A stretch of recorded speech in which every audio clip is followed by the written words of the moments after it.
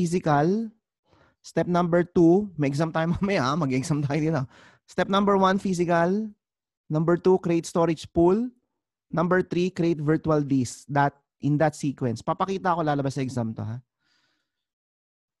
Tandaan nyo, ha? Tandaan nyo yan. Tingnan natin sino papasa. So, meron from the pool, hugot ako ng virtual disk 1. Doon ako gagawa ng virtual disk 1. So, ito na. So, what is simple? Simple is RAID 0.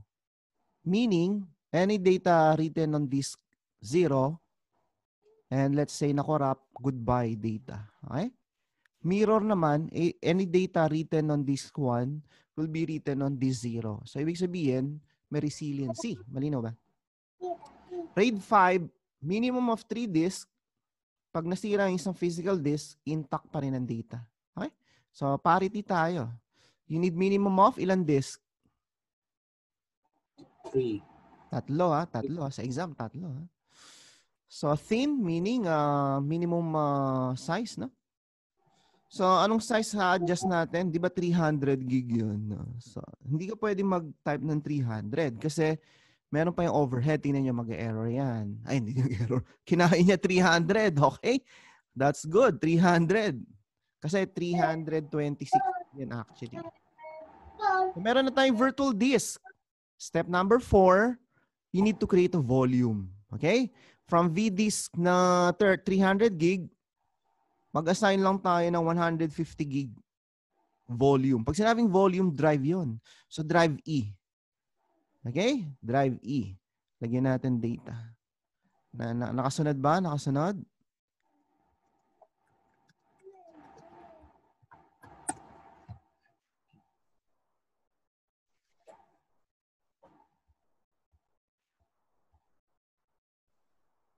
Ayun, tapos na. So, meron na akong drive E. So, hanapin nyo sa my computer. Ayun siya. 140 gig. Okay? 140 gig. Drive E. Lalagyan natin ng data. Test data. Sabihin natin data is intact. Okay? Testingin natin kung makukurap. Bubunutin ko na yung disk number 2. Okay? May E, ah. Okay? So, yun ang step, ah. Step 1, physical disk. Step 2, create storage pool. Step 3, create virtual disk. Step 4, format the volume in that sequence. Okay? Ngayon, bubunutin ko na. Re-refresh natin. Let's say, for example, sabihin natin, ay, nasira yung physical disk. Tandaan nyo, yung tatlong yan na intact. Meaning, it's healthy. Okay? So, type tayong ICE. Sa may mga PowerShell management command ito. Gawin nyo ito ngayon. Meron itong PowerShell commandlet to manage the storage pool. Like get physical disk, another command, get virtual disk. Then it will display yung mga healthy and unhealthy.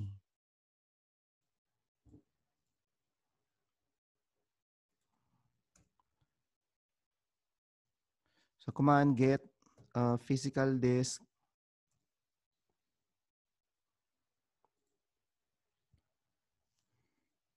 Okay, malinaw ha, tatlo.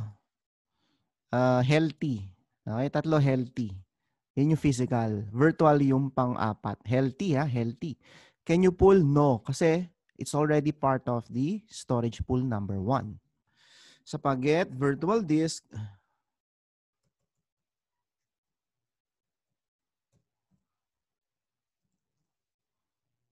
okay, naka-parity. So how will you know kung anong RAID siya? Anong RAID to? Itong vDisk 1. RAID 5. Remember kanina, simple mirror parity. Di ba? Okay. So sisirain ko na siya. So pupunta ako dito. Kung nga rin, bubunutin ko yung disk. Sisirain ko na yung disk number 2. So let's say na defunct for some reason. Okay, tandaan nyo to 4, 5, 6. Sisirain ko yung disk number 5. Remove. So that is equivalent to pulling out the physical disk. So, nasira na, no? Then, balik tayo sa server number 4. Check natin what happened. Okay, so the command is get virtual disk. Nakita nyo? Ano sabi? Degraded. Degraded na.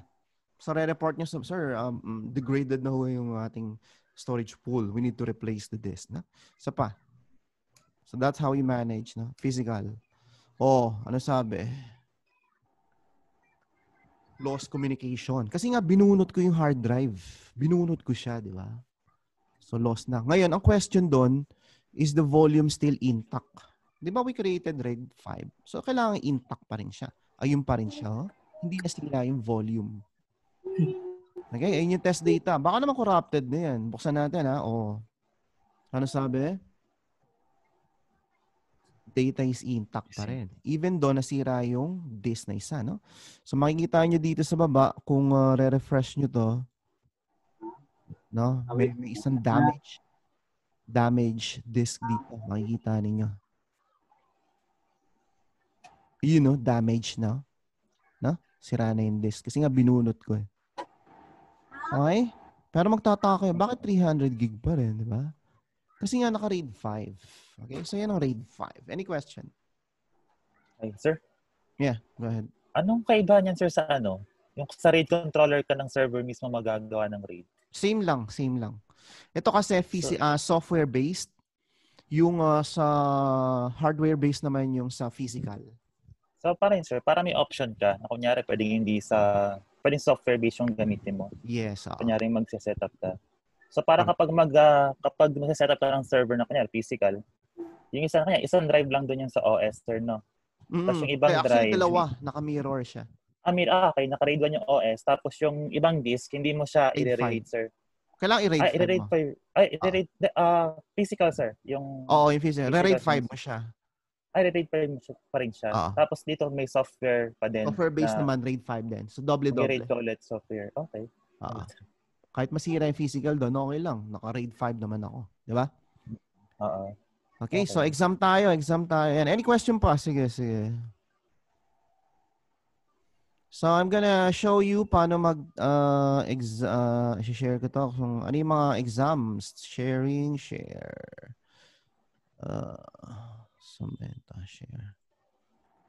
So, the exam, ito yung punta kayo sa briefmenow.org.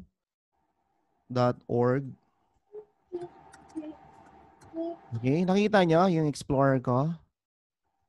Kita ba? Yung browser. Sabi get 30% discount. Kita niya? Yes, sir. Okay. X nyo lang yan. Walang bayad yan. Sabi ni iba, sir, may bayad. X mo, close mo lang. Hanapin yung exam number 20740. So ito yung exam natin. No? 740. So hanap tayo ng question. So click nyo lang continue reading. At ito, ginagamit pa yan. January 2019, last year lang yan. So sa right hand side, there's about 132 questions, no? So ito yung lalabas sa exam. Okay, so let's take example. Let's say exam 740, create a storage pool. Okay, so kung nga lalabas sa exam, mag-exam kayo kung nga exam. Type nyo dito, brief me now. So, lalabas yung exam. Yeah, server name. Yan. Storage space direct. Okay, sa brief me now. Ginugol ko lang siya, lumabas na siya. Pero hindi yan yung gusto kong question. Gusto ko yung, how do you create? Ito. Yan, ito yung question. Ito yung lalabas sa exam, ha? Sino mag-exam sa inyo pala? Ako, sir. Sorry, anong name mo? Bernard. Bernard. Ito. Tip number 1. So, dito, ito yung problem. Which 3 actions should you perform in sequence? Drag and drop. Okay? So, you have a server runs 2016. You install 3 physical disks. Nagpasok ka ng 3 physical disks. Okay? Name this one, this two, this three. Tulad ng ginawa ko. Okay? You need to create a volume. Okay? The solution must prevent data loss. Okay? Na ibig sabihin, pag isang disk nasira, ano yung tatlong action na kailangan perform? So, the drag and drop mo yan, tol. Okay, mag-start tayo kay Sir Bernard. Ano yung unang step?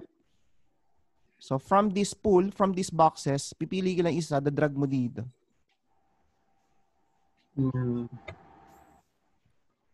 Create. Isa lang. Isa lang, sir. Step number 1, pare.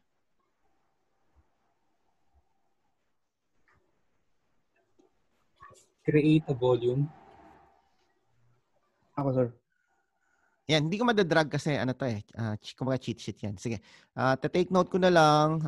Notepad. Step number 1, create a volume. Kung nga rin nag-exam na kayo. Okay? O, sinong susunod? Step number 2. Sir, sino ba na? Jmar, ikaw naman. Step number 2. Ay, hindi, sige. Isa-isa tayo. Sige. Sige. Create storage pool. Ano muna, sa'yo, kay Sir Bernard muna, Bernard. Ay, Bernard, kay Jmar, nalilito na ako.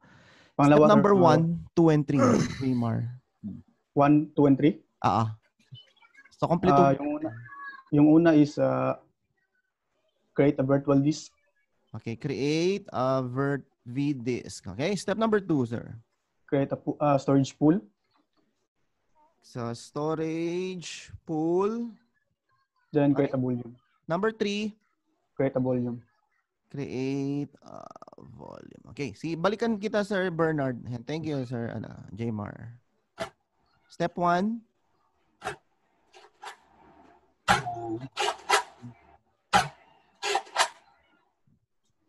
Create ng volume, sir.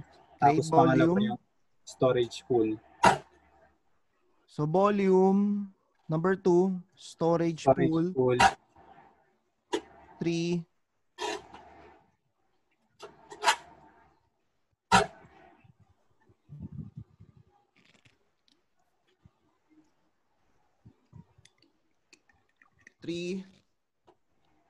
Assign storage tier. Assign a storage tier. Okay? Okay, si Sir Robin.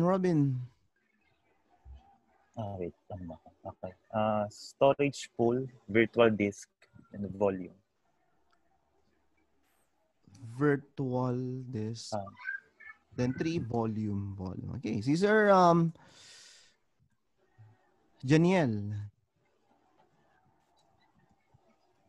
So, pili lang tayo dito sa options na to. Step number 5.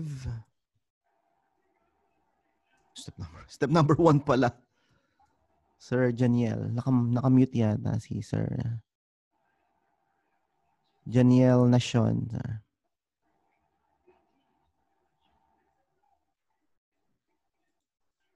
Tayo mawala. Ayun, nawala. Any choices, sir? Nawala si Sir Janiel. Okay, nawala. Okay, ganito. Pakita ko yung answer niya. Stop share. Then share natin yung notepad. Ito yung answer nyo. Okay? Remember kanina yung discussion ko. Kailangan may physical. Diba? So, physical muna. Assign a storage here. Saan dito yung physical?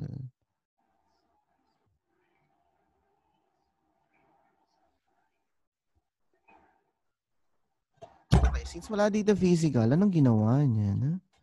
Yan ang question dyan eh.